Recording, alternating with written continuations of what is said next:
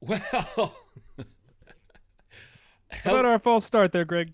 yeah, how about that? Hey, folks who were here a little early, I guess Facebook decided to go live Yeah. without anybody knowing. Um, It's Caster. It was the website we used to split the streams, as it will, to cross the streams. Um and it just automatically went live instead yeah. of waiting for us to go. Okay, anyway, we're good. We're back. Welcome. We're talking. I think everything should be working now. That's Greg. I'm Nate. We're going to talk about birds and birding here at the ABA, which is the American Birding Association. Welcome to another live episode of What's This Bird? The ABA maintains a number of groups, Facebook groups, and one of them is called What's This Bird?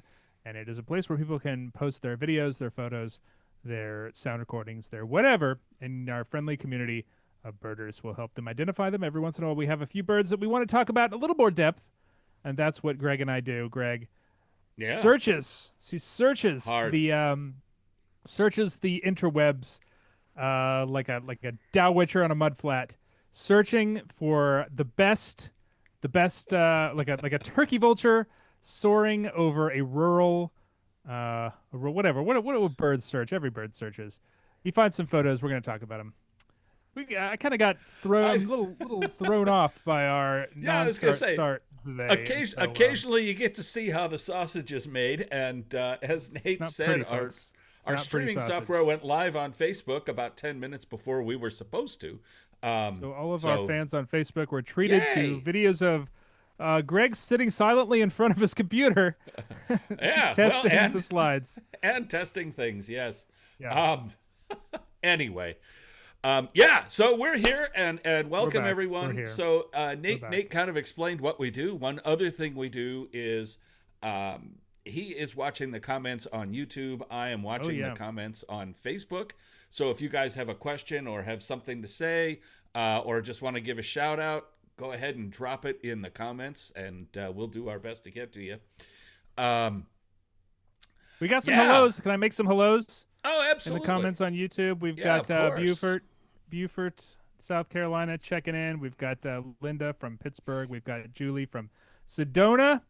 Uh, Anand, I'm not going to at Anand, and a string of letters from Wilmington, North Carolina.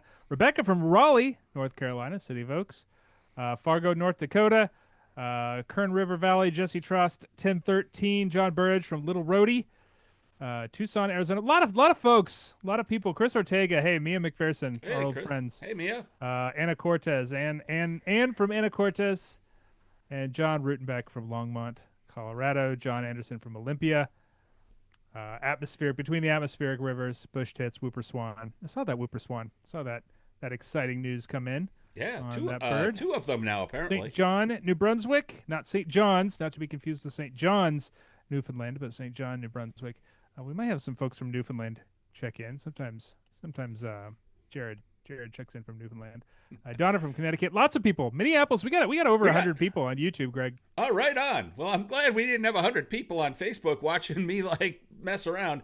Daphne and If Rose we're gonna said, screw up, at least we'll screw up on Facebook. "Yeah, well, Daphne and Rose said y'all finally figured it out. Hello from North Florida." We figured it out after 10 minutes once I got on. Yeah. Um. Well, note to self: I'm not starting the streaming until right before we're ready. Yeah. Wait till I get on Caster first, Greg. But yeah, the internet. She's a fickle beast. She is. Well, But we'll Facebook's a count that fickle as beast. content. We'll count that as views. That'll help. Yeah. Hello, everybody. Bluegar Yes. 3 found a book at a used bookstore recently about birding on Attu that the ABA published all the way back in 2003. I'm surprised it's that recent, to be honest. Really cool photos, fascinating info about the birding culture. Yeah. Attu is an amazing place. If you are interested in hearing more about Attu, I would check out our YouTube feed because we did a virtual bird club meeting a couple years ago with Christian Hagenlocker, specifically about a recent trip to Attu, and with a lot of great photos. You can find that on our page. So hit like, subscribe, all that Absolutely. jazz. Absolutely. We're getting ready to do. Greg. We got our first Christmas counts happening this weekend. I think the Chicago COS count is one of the very first Yeah, Greensboro's in this the weekend. Unfortunately, I'm nation, busy. and yeah, that's happening this Sunday, and it's gonna be a cold one. It's gonna be the coldest day of the year. I think Yeah. we've got wind chills -20 in the Chicago area on Good Lord. Sunday morning.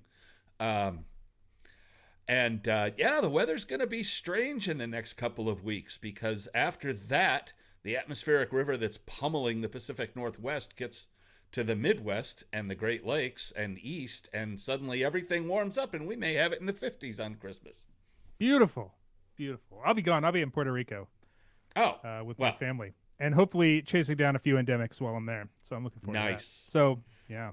It may only be Nice, like 20 nice. degrees warmer. Only. Yeah, if anyone has any Puerto Rico So- birding tips, send them my way. I'm curious to hear them. I need to know them because I'll be doing it on my own for the most part. So, Nate, have you been out birding at all in the last couple of weeks? I mean, I've seen the birds that are around. I've seen Yeah. the birds around. There's a lot of all the wintering birds are here now. A lot of yellow-rumped warblers, a lot of golden crowned kinglets. All the juncos are moving through the backyard. Everything is here. So we are in the cold season, even though meteorologically speaking, it's not technically winter yet. But the birds don't know it. It's been all winter. How about you, Greg? You been out, seen some gulls, seen some snowy owls? And Chicago's got a bunch of them. No, I'm staying as far away from that mayhem as possible. The snowy owls. Mayhem, or is it an opportunity for outreach? It is an opportunity for outreach, but it is interesting that when it's amazing how much birding has increased in popularity in the last 5 years. So last time we had All it takes last is the time we snowy had owls snowy to show owls. Well, last time we had snowy owls at Montrose was about 9 years ago, I think, that they hung around. I mean, they come through, they pop in, they pop out every other winter or so, but you don't get a couple that's 2 or 3 just hanging around. And there were maybe the usual 80 to 100 people that come out looking for birds. This year, hundreds and hundreds and hundreds of people. It was on all of the news channels, all of the papers, everything. It's wonderful. It's a wonderful. charismatic bird. It's It hard is to a turn the people charismatic away bird. from a snowy owl.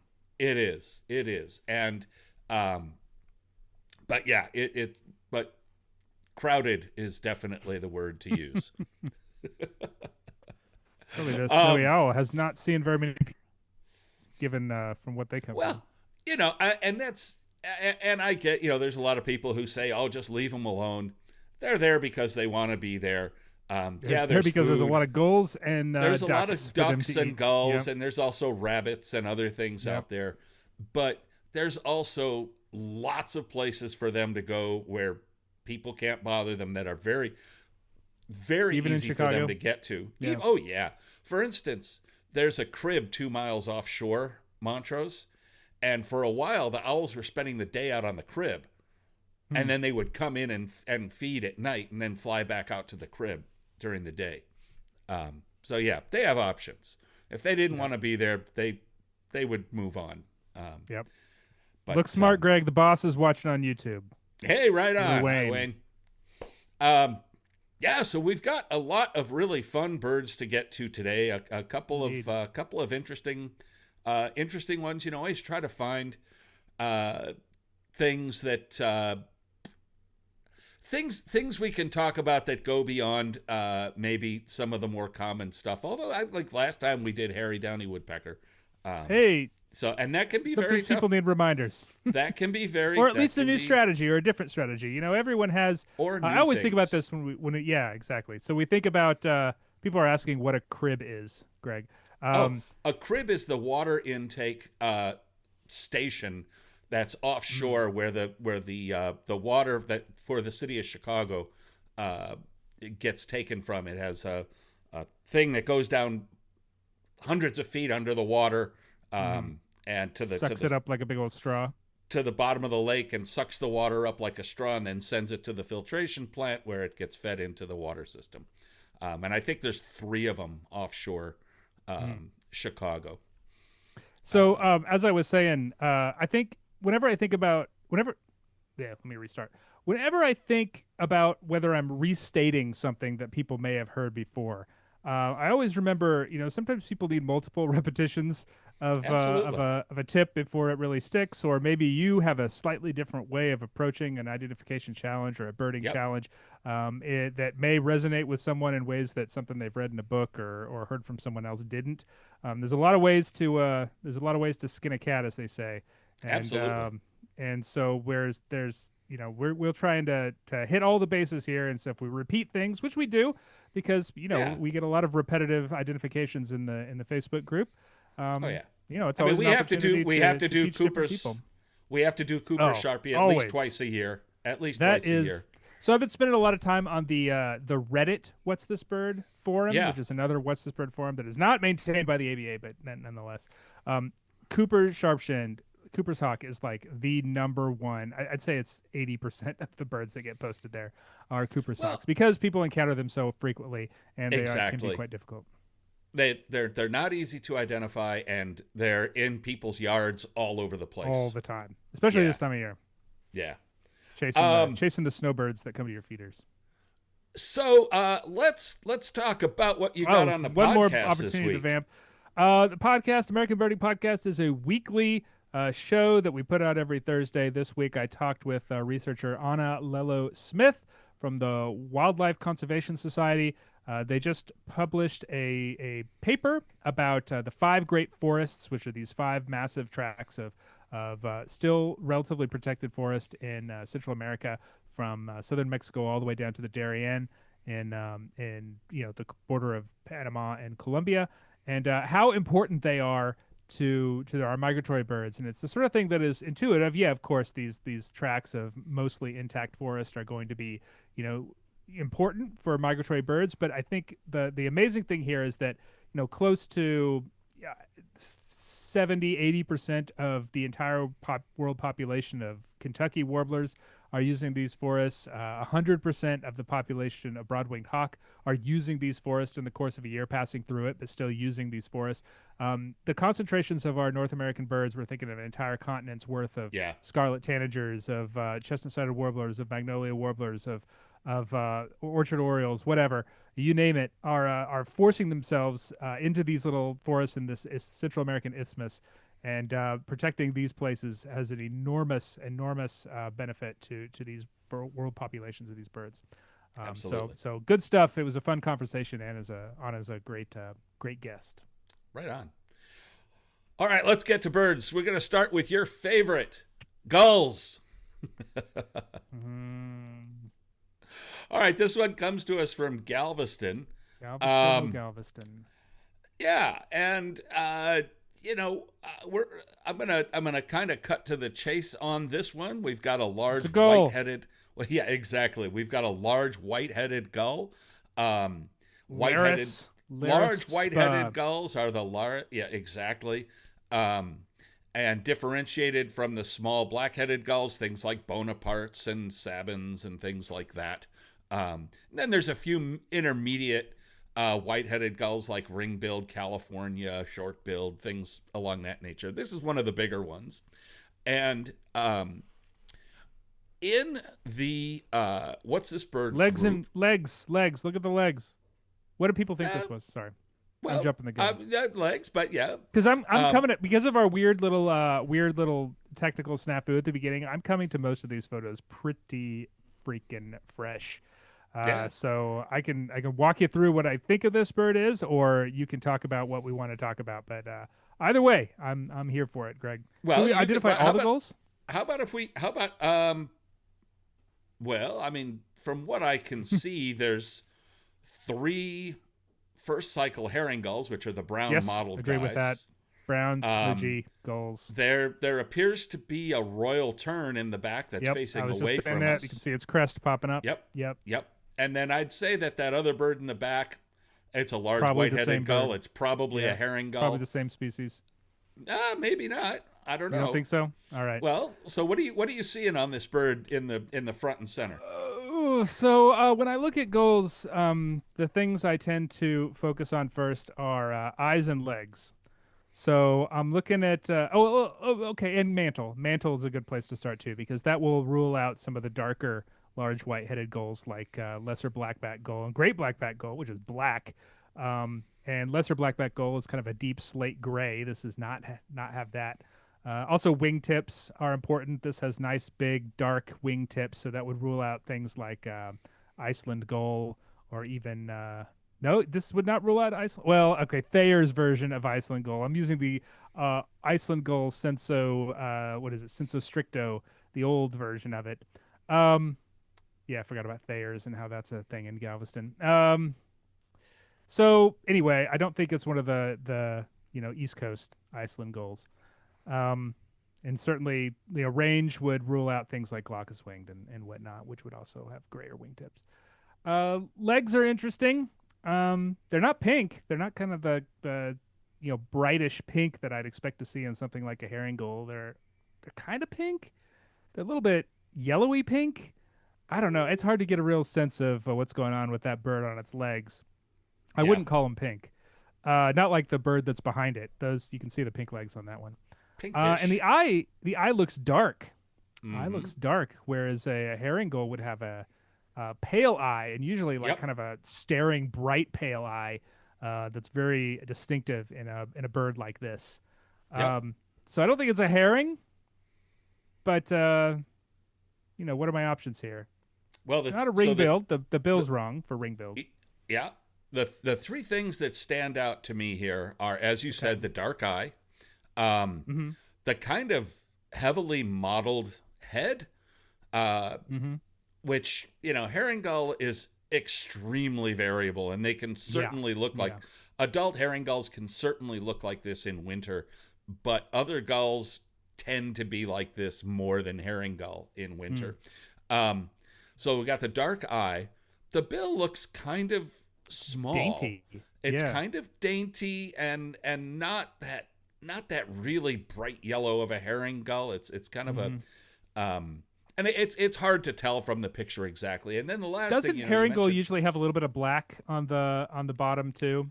it Like it it seems can like the color on the tip, the gonus, it can tends to be brighter. But it can. I mean, mhm. it's again, it's hard to say in this photo, but I also get like a little bit of a greenish tinge off of the in the bill color. Mhm. But then the apical spots, which are the white spots on the wingtip, of which we can see four of The them. pearls. Yeah. Yeah, they're kind of big for a herring gull. So Okay. the person who posted this asked if it was a Thayer's Iceland gull. Yeah. Forgot that they lumped that because I don't Yes, think about Thayer's gull at all, frankly, on right. the East Coast. Maybe I should. There are a handful of records, but generally speaking, it's not on my radar.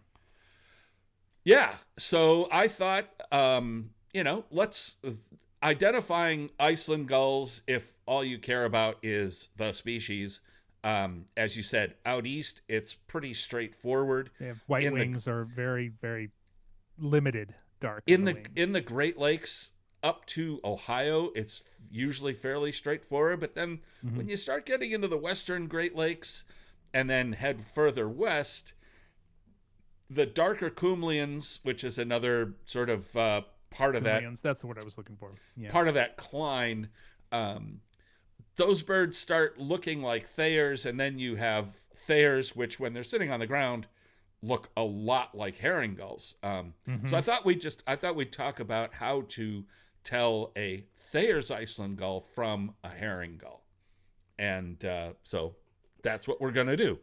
So you're saying this is a Thayer's Iceland goal. I haven't Thayer's Z. I haven't actually said that yet. I said we're going to talk about how to tell the two apart. Then maybe go back Right. and take a look at Yeah. that bird. Fair enough. So on the right we have adult birds. On the left we have first cycle. I didn't include second and third cycle on purpose because we'd be here for the whole hour.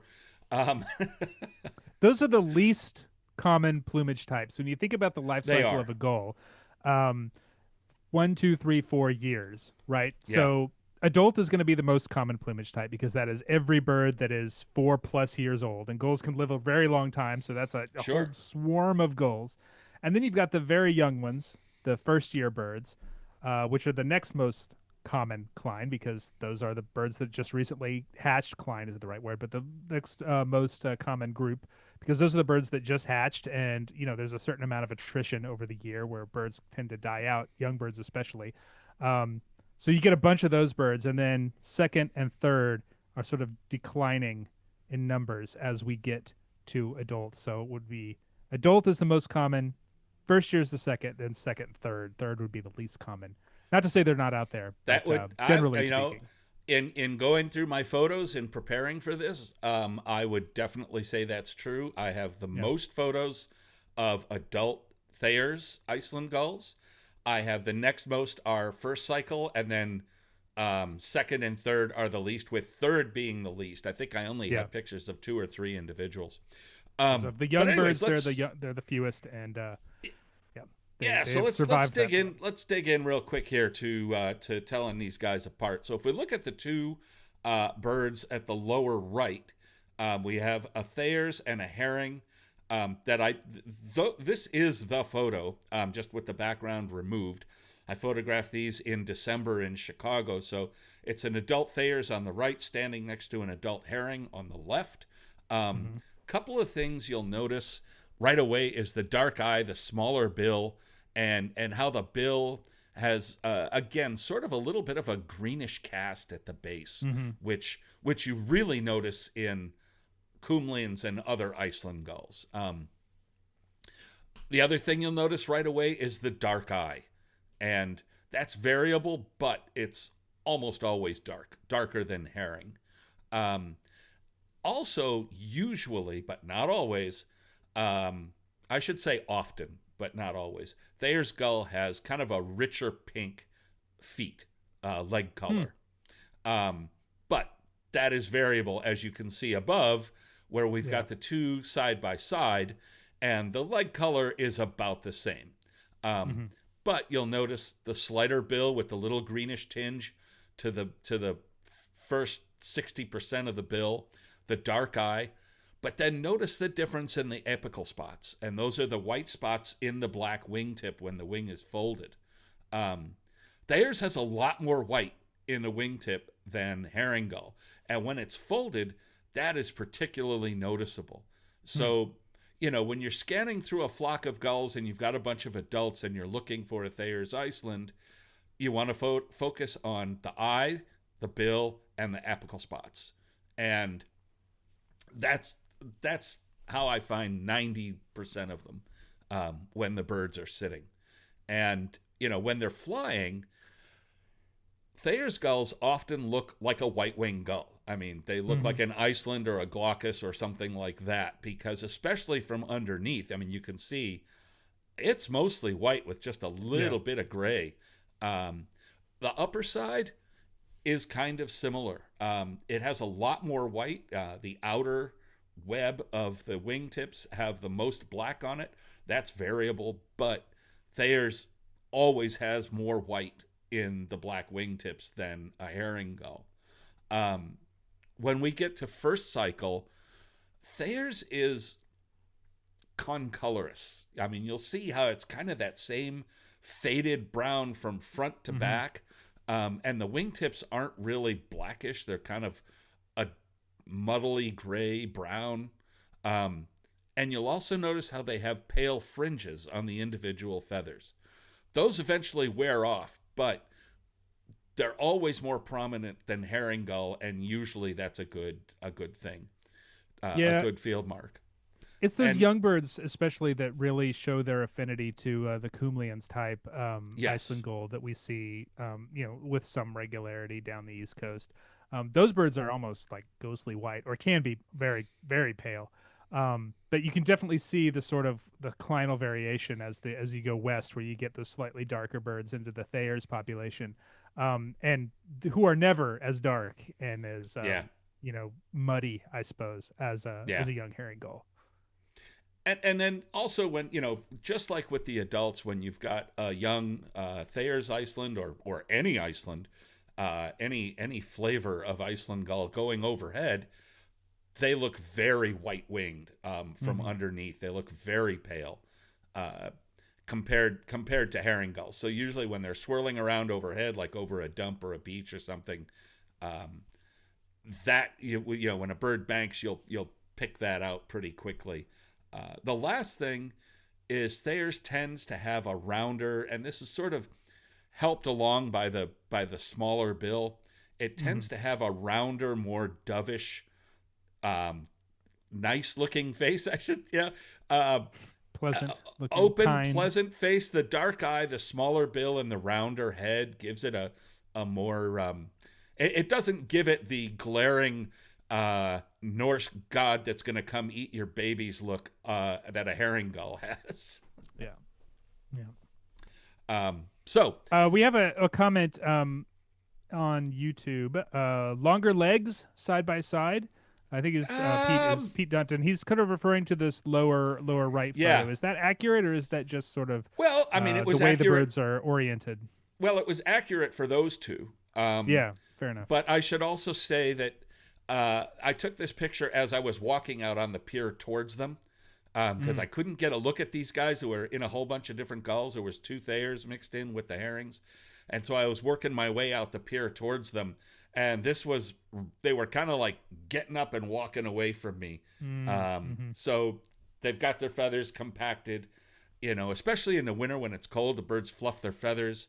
It's really hard to tell what leg length is. I don't think leg length is anything you can really. I mean, just look at the 2 young birds on the left, and it looks like that Thayer's because he's got his feathers all fluffed out. The legs look kind of short, and the herring gull's all slim, and he looks kind of tall. So I wouldn't put too much into that. But leg color is something that very frequently is helpful. Yeah, that's interesting because in the original photo, I don't know if you want to go back to it. Yes. The leg color is sort of ambiguous. It is. And I suspect that may have more to do with the quality of the photo, the quality of the the sand behind the bird, and that sort of thing more than any actual. It definitely looks pinkish, but maybe a little yellowy pink. I don't know. Maybe I'm just trying to read something that's not there. And soft part colors are really, I mean, there's some things that are fairly constant. Like blackpoll warblers having yellow feet, right? But for things like gulls, the soft part colors that can be changed by state of health, by hormones, by food, and Mia points out the low light that makes it difficult for the camera, depending on what kind of camera you have and how good the sensor is at telling those colors apart. So you have to infer a fair amount. But I mean, looking at this bird, it's got the heavily mottled head, it's got a dark eye, the bill seems kind of dainty. I think I'm seeing a little bit of green, hard to tell, and the apical spots definitely look big enough for a Thayer. So I think I would go Thayer's Iceland gull with this. No, I don't disagree at all. Yeah. The bill size and the head shape are definitely speaking to me on this bird. Yeah. Question from GRB Esh Pro. Any idea what is the most popular gull? By that I mean, I assume he means the most common gull in the Michigan Great Lakes, Huron, Michigan, Superior. My guess would be herring. Well, ring-billed depends on ring-billed or herring, yeah. but in the winter, I would say like on Lake Erie, ring-billed. I mean, I've seen just incredible flocks of ring-billed gulls on Lake Erie. On Lake Michigan, definitely ring-billed. But it depends on when and where. In the summertime, yeah, right.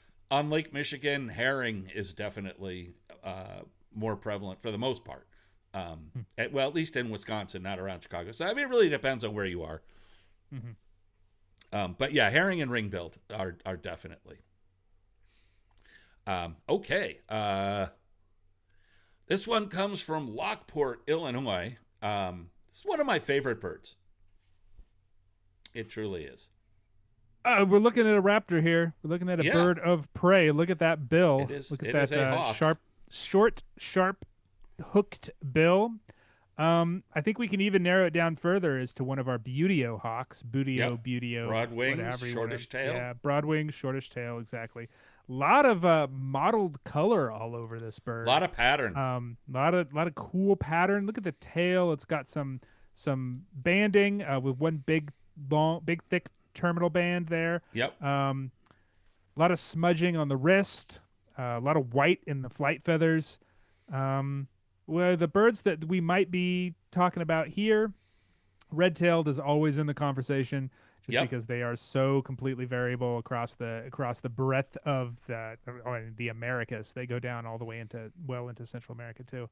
Um, Rough-legged is in the conversation. It's a wintering hawk across much of the northern part of the United States and southern Canada. Who else would be here? I don't think ferruginous is in here. Not really. Tends to have a bit more rich color for ferruginous. Be pretty uncommon for Yeah. Illinois, but I think red-tailed and rough-legged, unless you've got another one, those are the two that I think we're going to talk about here. That's really it. Yeah. And because I mean we can rule out Broadwing because they're all in Central America. They're not here. Yeah, Yes. Red-shouldered would not have all that patterning on the underwing. I mean, Nope. forget about everything else. The underwing Yeah. just kind of rules that out. Yeah, so there aren't really very many other ones. So yeah, let's look at those three that you talked about. Two. And yeah, ferruginous. Yeah, you got a ferruginous in there too. 'Cause yeah, well, you know, we talk wing about pattern birds on a across. ferruginous, a dark ferruginous does look similar to this in the fact that they've got a lot of white in the primary in the Yep. flight feathers. And we talk when we talk about we talk about these birds. I try to include across the spectrum of the ABA area, even though the bird in question may be in the east or the west. I try to get it across the whole thing. This is a good one. It's found across the ABA area. So yeah, I mean, on the right we have rough-legged hawk, in the middle we have red-tailed hawk, and on the left we have ferruginous hawk. One of the things I like about rough-legged hawk that's so cool is that the adult, well, in the three plumages, young There's a lot of birds, cool things about rough-legged hawk. young birds, males and females, and the two birds flying on the left we have an adult female. On the right, we have an adult male, and that's the light phase or light morph. Down below, we have a dark morph rough-legged hawk, and I included this picture of a roughie sitting up on an extremely tiny twig at the very top of a tree. Classic. Because that is the classic place to find a rough-legged hawk is on the tiniest branch at the very top of a tree, hanging on with his little tiny feet. Exactly. Yep. And oftentimes when you're driving around out in the open country, that is how you will find a rough-legged hawk for the first time. It's like perched way, way, way up on the top. I think that was how I saw my first rough-legged hawk in Massachusetts. Yeah. Was driving down the highway and it was perched up high like that. And rough-legged hawk is a long-winged hawk. It's a very buoyant flyer. It's not a large bird, but it's got a lot of feathers. It's kind of like a great gray owl in that sense, where great gray owl isn't all that big, but the feathers are just huge, and makes it our largest owl. But yeah, and they fly very buoyantly, and they have this little kind of crick. So at the you can sort of see it in the bottom, the dark phase bird at the bottom there. They kind of bend their wings up at the elbows just a little bit as they fly around, and they often kite and hover. They have a very buoyant flight. Red-tailed hawk, it's got broader wings. It's got a broader tail. It's a heavier kind of bird. A bulge in the secondaries that makes the wings look just like really, really broad. It's a classic soaring hawk. Like, it does not fly like a rough-legged hawk. It doesn't hover all that much. It can, but that's very infrequent. It's a soaring hawk. It hunts by sitting perched on top of on a large branch, never on the tips, because it's got big feet. Yeah. And looking for rabbits and large rats, whereas a rough-legged hawk is primarily a predator of small rodents. That's why it's got those little tiny feet. Voles and mice and what have you. And rough-legged hawk is kind of what I think of as a coursing hawk. It goes back and forth over the fields, kind of like a harrier or a short-eared owl. and it feeds in that way. And as you said, red tails, they tend to sit, or they will soar and kind of big kite, circles. and they'll kind of kite a little bit sometimes, watching for voles or mice running along their paths that they can see. Which is, when I discovered that, I forget where I learned that, but that was one of the coolest things. Oh, the dimple? Huh? The retina dimple? No. Well, I don't know if it's. I don't know if that's. What are you referring to? Well, most raptors like these have a little dimple in their retina, in the back of their eye, that it actually kind of gives them binocular vision, Oh, okay. like zoom vision. Right. And so right. that's why when they're hunting, they're always kind of turning their heads and looking. Yeah. They're trying to look and get the spot that they're looking at in that dimple, so they can get that kind of little spot of zoomed in. It's a crazy adaptation. So, I mean, another adaptation is that mice and voles, as they run along their pathways, they make these little trails. Oh, They urinate and drop little bits of urine along the trail so that they can smell their way along and the others can find it. Well, the hawks can see that because I think it fluoresces or it reacts to sunlight, and the birds can see that, so they just watch the trail for something running along, and then pounce on it. Okay, back to ID. Red-tailed hawk, broader wings, different habits, bigger bird. It's a heftier, heavier bird. The dark bird at the bottom is a Harlan's red-tail, which be in can Illinois. be. Yep. Huh? Oh yeah, and Would can be in be Illinois. Yep. very similar to a dark rough-legged hawk, Absolutely. except for structure and habits. There are some other differences. What are the neat things? If you get it in good light, the dark morph, dark phase, rough-legged still has those dark wrists at the carpal. What would you call that?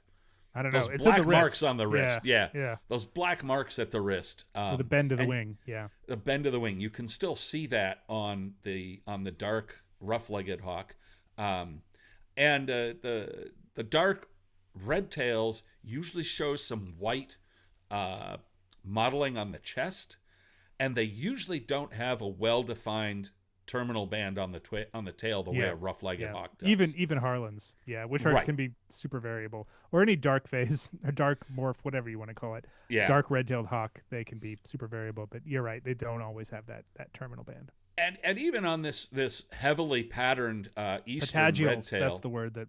Patagials, thank you. Even on all right, we're going to drop that one for the time being. Is it not patagials? I don't think so. I think patagials are on the back. Well, the patagials are the forward part of the wing between the forward that, part of the wing. Yeah, like between that and the arm. black spot. And that's what I was going to point out on the red-tailed hawk. It's got those dark patagials that even on this heavily patterned bird you can see pretty well. And and that's something that always, pretty much always is present on red-tailed hawks. Sometimes not on the very palest, which are called criters, but pretty much always they have those dark patagials and carpal blocks. That's another suggestion that people are carpal squares, carpal blocks. Yeah. Then over to rough-legged, ferruginous. Ferruginous. Ferruge, which is even bigger and thicker than red-tailed hawk, like approaching golden eagle proportions. It is, and it's more closely related to those birds than it is our other hawks. It is a massive bird. It is a heavy-bodied bird. Big bill. Big bill. I mean, even in these small images, you can see that long gape that goes all the way back behind the eye. Bird has an incredibly big mouth, and it can swallow prairie dogs whole. Yeah. And it also does not have the terminal band that a rough-legged hawk does. It doesn't show the wrist smudges, blocks. They can be quite variable. Sometimes they can show a belly band like a rough-legged or a red-tail does. But one thing to note about the relative size is when I put these birds together, now they are all different sizes, but I made the bodies the same length. And so these are all somewhat they're not to scale in the strictest sense, but look at how much longer the wings are on the ferruginous hawk. It's got these long pointed wings, a lot of white in the wingtips. The rough-legged and red-tail have a lot of black in the primaries. The primaries are almost entirely black. In ferruginous hawk, they're not like that at all. And ferruginous hawk has most often a very white tail. And in light-faced birds, often the dark, fully feathered legs stand out against the bird's body, which you can see here. So let's go back to the original bird. Yeah. And it's definitely not ferruginous hawk, because Nope. it's lacking that massive bill, and it's got a lot of pattern in the tail. You can see that block on the wrist, the carpal block. There's a lot of pattern on the inner wing, but you can still see that big old block right there, even with that pattern. So yeah, I think we got a classic. I wouldn't say this is a light phase rough-legged hawk. It's a male light phase rough-legged hawk. Light male rough-legged hawk. Yep. So yeah, it's the bird little there at the guy. top right. Yeah. Yep. All right. Now we're going to go to New York, and this is a fun one. This is up in the northern, two birds, and they obviously like each other a lot. One of them likes the other one a lot more. But this is up in the Adirondacks, very close to the Canadian border. So we have two birds on the ground outside of someone's window in their yard. One of them is obviously kind of reddish. The other one is gray and black. They both have long tails. But let's get a look at what they're doing. Oh, there's a video. Look at that. Oh my. Oh, that's not very nice at all. Look, he's giving him a kiss, Greg. Yeah. Bird's got a dark mask, and we're gone. Yeah. Dark mask, gray, black tail, white rump. The question was, what are the two birds? I think the one on the right is easily identifiable by the fact that it just carried the other one off. That would be a shrike. But what was the first one? Oh, great question. So which shrike? Are we going to do that one? We're going to do that, and that's pretty straightforward, because in the wintertime, pretty much any time in upstate New York, it's probably... Now, in the wintertime, it's going to be a northern shrike. Definitely northern Loggerheads get up gray there. shrike for our friend overseas. Yeah. Yes. And, although they may have split it.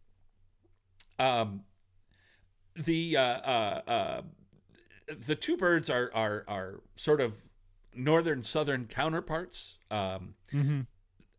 Loggerhead shrike is a smaller bird. It tends to feed on large insects, sometimes small birds. I mean, quite often small birds, but lizards and things like that. Loves lizards. Loves big worms. Yes. Northern shrike feeds on birds. They catch anything they can overpower. And it's kind of wild to see it grab it with its feet and haul it off like that. And shrikes famously will skewer their prey on a thorn or barbed wire, and then kind of work at it over a period of time. They use that sort of as a butcher's hook, which is why they're called butcher birds, colloquially. But the bird on the ground, the question was, is it a cardinal or a pine grosbeak? I just want to give a shout out before we move on from the shrike to there was an article, I want to say maybe it was in last year, in Birding Magazine by David Leatherman, where he had a look of like what shrikes were impaling on barbed wire fences in like the Pawnee grassland of Colorado, and there was just a lot of really cool and slightly gruesome photos of all sorts of things that shrikes were impaling, both for food, as you say, Greg, and also seemingly for like decoration. Like they would catch big shiny insects and hang them up there, like preferentially big shiny insects, and put them on the barbed wire and all sorts of cool stuff. Anyway, I forget which one of the magazines had that, but it stuck with me. Anyway, so it's about the prairie bird. Yeah, and it's pretty rare that you can get both northern and loggerhead shrike in the same place at the same time. Hmm. I have had that happen to me once in Northwest In the Illinois mid, and yeah, I was gonna in say April, Illinois and Missouri sometimes. early Yeah, kind of April. that area. Yeah. We had our loggerhead come back, and the northern was still hanging around the same area. But so this Would a bird, northern shrike eat a loggerhead shrike? I bet they would. I bet they would. I bet Yeah. they would. And the northern shrike is larger, and I think we can see based on northern cardinal and pine grosbeak are about the same size, Hmm. roughly. Pine grosbeak's a little heftier, I think. But this is a big bird and big enough to haul this thing Pretty off big with bird. its feet. Yeah. Yeah. So I think the northern shrike, we're safe on that. Now, Yep. Yep. I agree. Also, you can see the kind of the shape of the mask too is a slightly little different bit on as these the bird birds. was moving around, you could see Northern that. shrike is a little bit more pinched towards the Yep. bill, whereas loggerhead is kind of much larger, and you can see that when the bird kind of turns its head too. So I feel confident with that as well. Yeah. So the prey species there, it's got a long tail, so that rules Mhm. out some of the red finches like purple finch, house finch, House finch. Yeah. or any of the other rosyish colored birds that would be up in northern New York Hmm. at any time of year. So the question on the group got down to cardinal and pine grosbeak, and Those are the two that I think about. Yep. I think just looking at the color, the pink color, and if we go back to the video, you can see there is some artifacting going on, but the color is solid throughout the video. So what I think we're seeing real color there. I don't have any question in my mind that that's a pine grosbeak. Cardinal is just a different shade of red. There's really there's no plumage, a immature through adult, male through female, that has a reddish belly and sort of a darker head and back. They just don't get like that. And they always have kind of a reddish pinkish bill. This bird we can see in the video pretty clearly has a grayish bill. Does it? Okay. So That would do it. yeah, I was going to say the only thing that would cause me to question pine grosbeak would be the fact that it doesn't appear to have pale undertail coverts. Like this bird yeah, looks dark all the way through to the tail, which is more like a cardinal than a pine grosbeak. But I mean, the color of the bill I would consider that to be more of a yeah. artifacting sort of issue, or I maybe we're not seeing it very well. If the bill is the bill, and if the bill is dark, then you got to go pine grosbeak. The bill is dark, and Okay. and I was looking at that a lot. Mhm. The eastern pine grosbeaks tend to have more color than as you move west. The western birds get a lot grayer, but also the shrike's head is right in the middle of where the gray undertail coverts and lower belly would exactly. be, Yeah, and that's yeah. where the most movement is. And what I've got here is a screenshot, and there's a lot of artifacting happening as you watch it. The colors kind of shift where the shrike's head is. Right. And that's just common on low res video. That just Yeah. happens. So I feel pretty good calling this a northern shrike that has caught itself a male pine grosbeak. Oh, what a far northern boreal scene Yeah. that is. Yeah, yeah. What a cool thing, and what a cool thing to capture with with your phone. That's a great. we That's a can great go back observation. and take a look at Yeah, that. let's watch it again. Whoops. Let's see. Is it going to run for us? Tail looks awfully short there too. Cardinals do have very long tails. Um, yeah, yeah, huh. All right, look at that. All right. What a cool observation. Okay. Oh, we're going to stay out east. This This photo is looks like it was interesting. taken at night. I believe it was taken at night. Yeah, this is a roosting bird, which are notoriously difficult because they're all fluffed up and the head is tucked in, and Yeah. doesn't look like much of anything. It doesn't, but if you're Which is why she familiar, had the question, I suppose. if you're familiar with the species, it's immediately identifiable, and that's what I think is cool. I mean, one of the things that I like to point out here is that as you get to know the birds, you will find that there are certain things, even though certain species, you look at the field guides and it says look for this, look for this, look for this. And then there's other things that aren't really pointed out so much, or aren't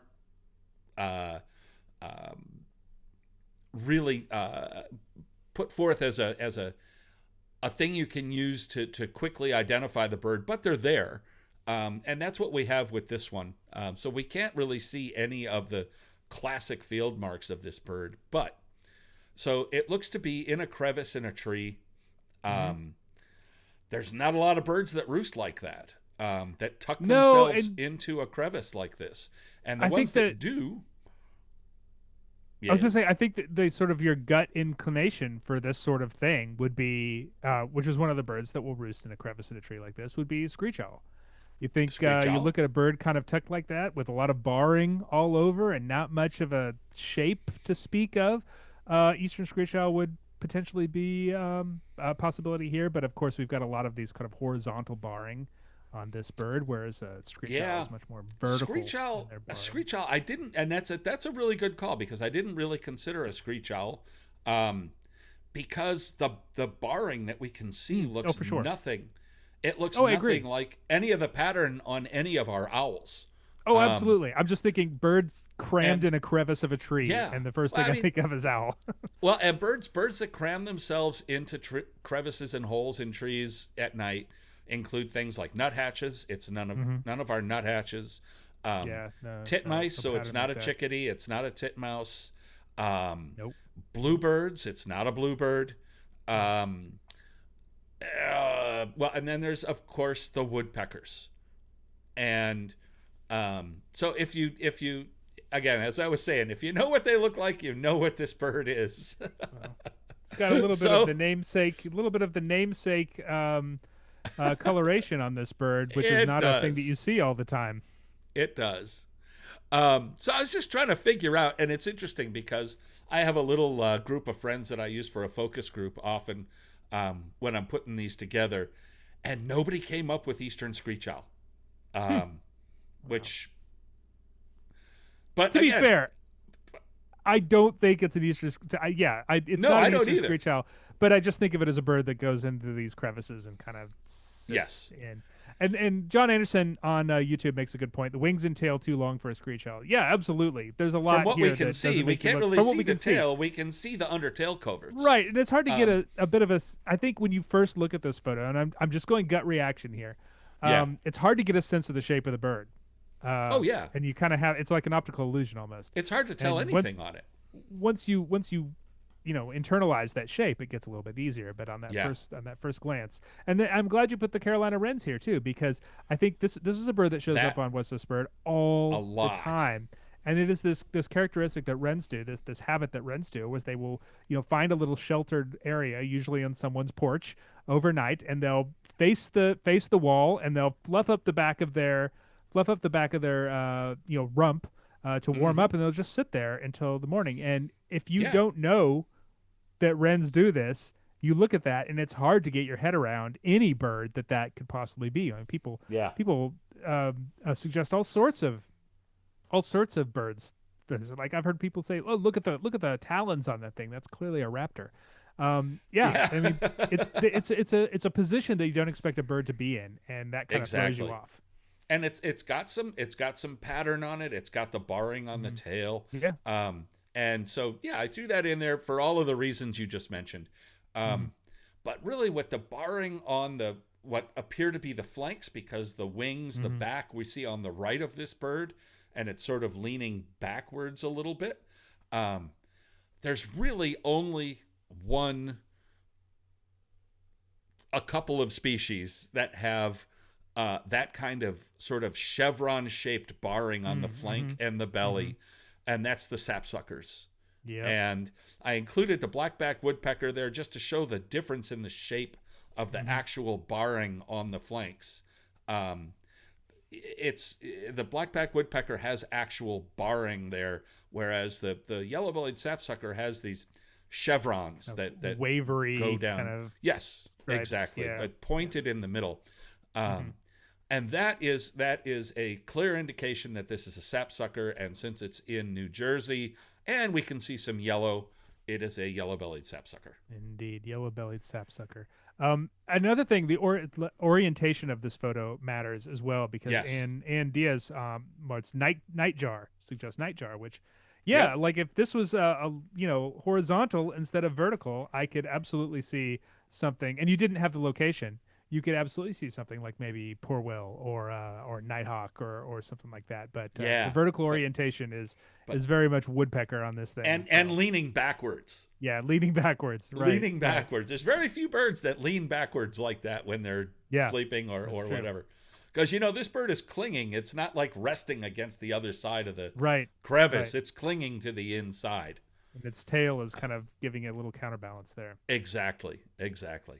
Yeah. So we've got a roosting yellow-bellied sapsucker here. One We're more, going one out more, one west. more. One more. We got it. We got it. One more. We got a duck. So It is a duck. I think it's safe to call this one a duck. It's not a Yep. grebe. It's not a It loon. It's not looks a like a duck. coot. Probably. Yeah.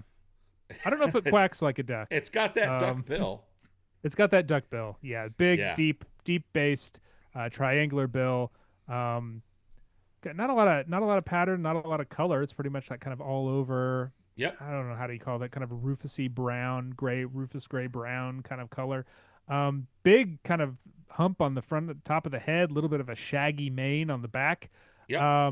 and a bright yellow eye, which Yes. seems relevant. And that is relevant. Not too So many yes, birds like that. this is one of our two golden eye. This is a female bird, and so I thought we would take a moment. It's another one that people love looking Goldeneye can be for, tough.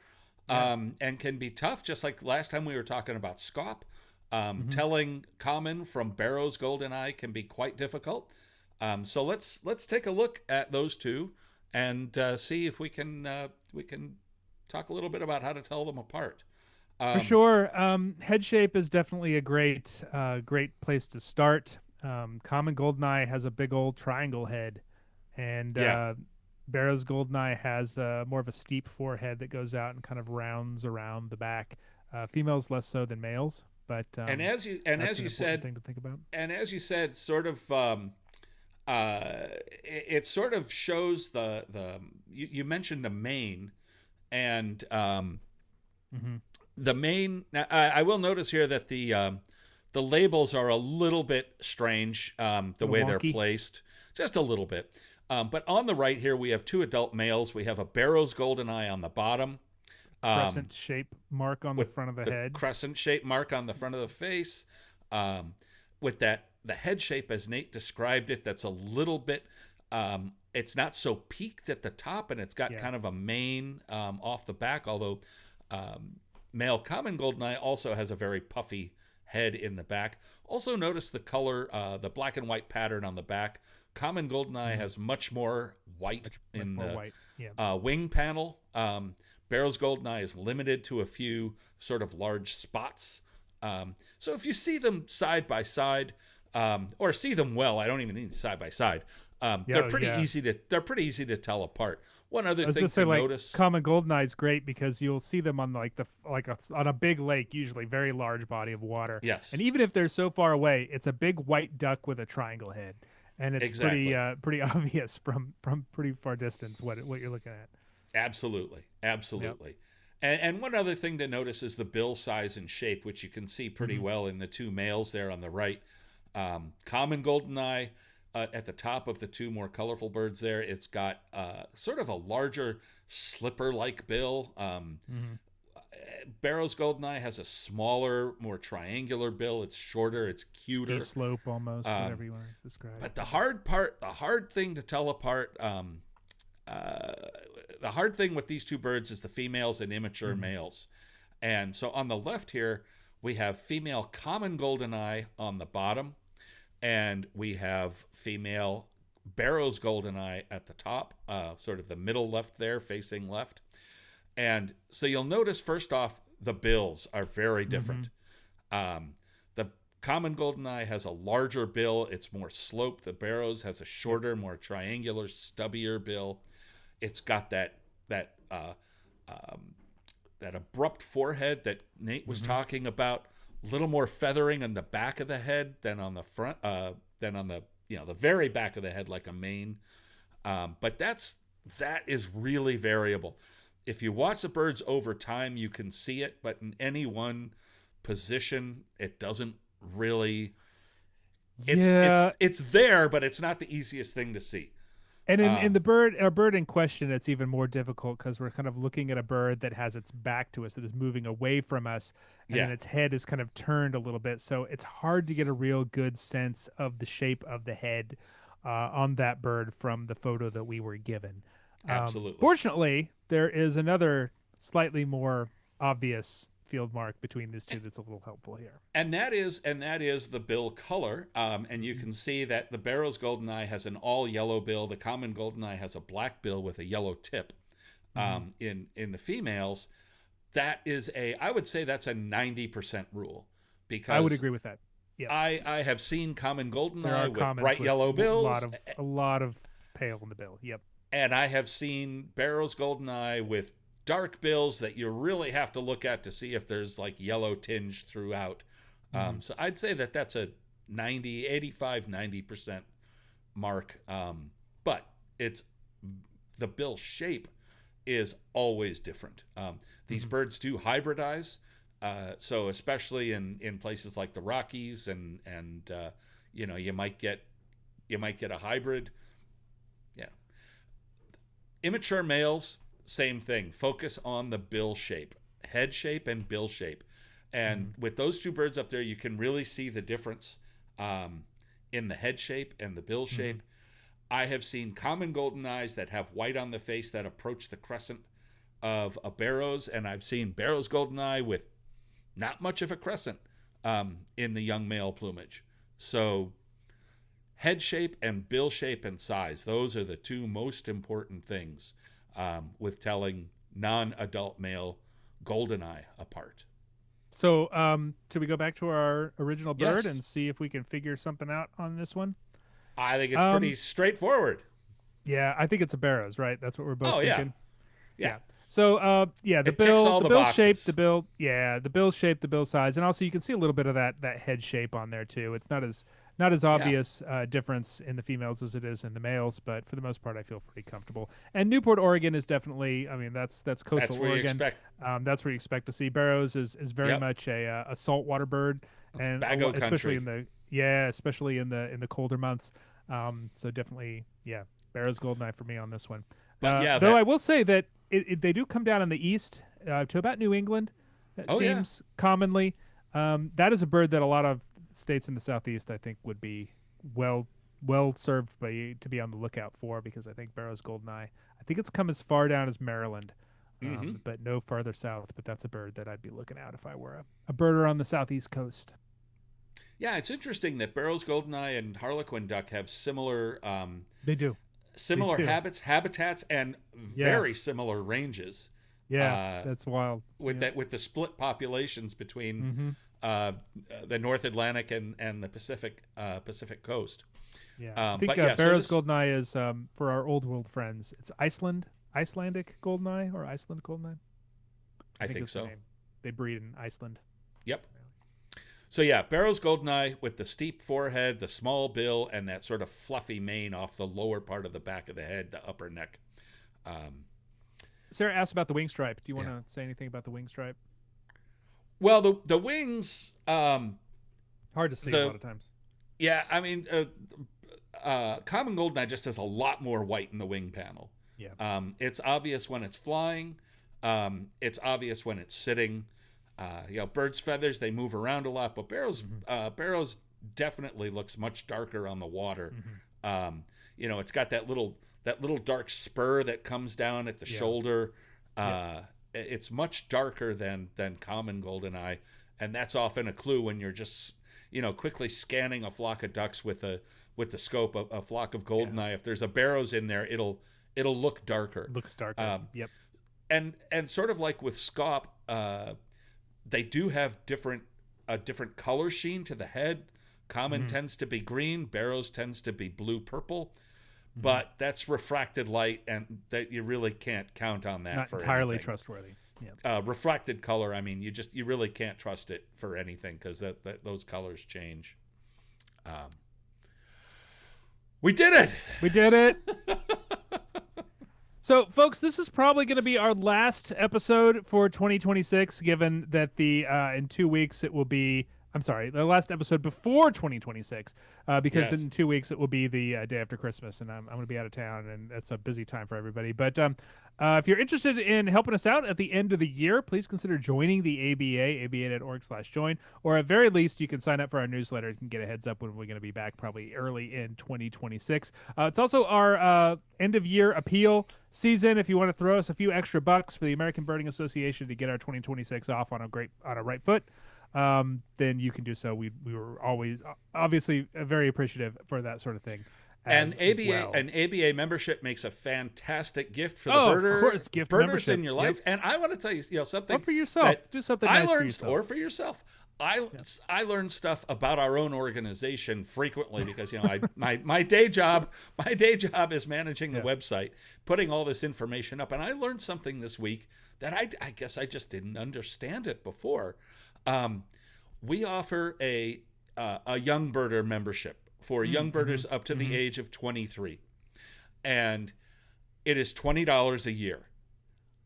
I had assumed that it was a discounted digital membership, but no, it is a discounted full membership with both magazines delivered to your house, the whole deal. Yep. Any young birder that doesn't take advantage of this, or any parent of a young birder that doesn't take advantage of this, is doing them a disservice. That is a hell of a deal. $20 for a young birder membership. Yeah. And Zelko asks on Facebook, are we back on January 9th? That is the plan. That is the plan. However, sign up for the Flight Calls newsletter. You can get to that on the bottom of every page on our website, and then you'll find out about it. Right, as soon as we announce it, you'll find out about it. Before, if you enjoy watching Greg and I on the interwebs, we will be revealing the 2026 Bird of the Year on January 5th, 2026, with a little bit of a reveal to do We'll show have some if fun. you're interested in that sort of thing. So again, sign up for the newsletter Flight Calls at aba.org. That's probably the best way to keep on top of all the stuff that we're going to do, or like us on social and all that jazz. You never know if you're going to see that, but definitely Flight Calls. You will definitely get the heads up when we're going to do that. So 2026 Bird of the Year reveal. It's going to be an exciting one. Very exciting bird. A lot of people's favorite bird. People have been saying I'm this just is saying. the best bird. I'm the just best saying. bird that we've ever done. Anyway, we'll be well, back. not Maggie, but anybody but Maggie. Well, that's a loon. It's going to be hard to beat this one for someone from Minnesota. So we'll be saying goodbye to the common loon and hello to the 2026 Bird of the Year on the 5th of January, and then we'll be back later that week for another What's This Bird? Fingers crossed. Hopefully we'll do that. Yeah. Guys, we'll be back. We'll see you then. Thanks for joining us. Thanks for talking birds with us. We appreciate it. Happy holidays to you all. And we'll be back in 2026. Good birding. Adios.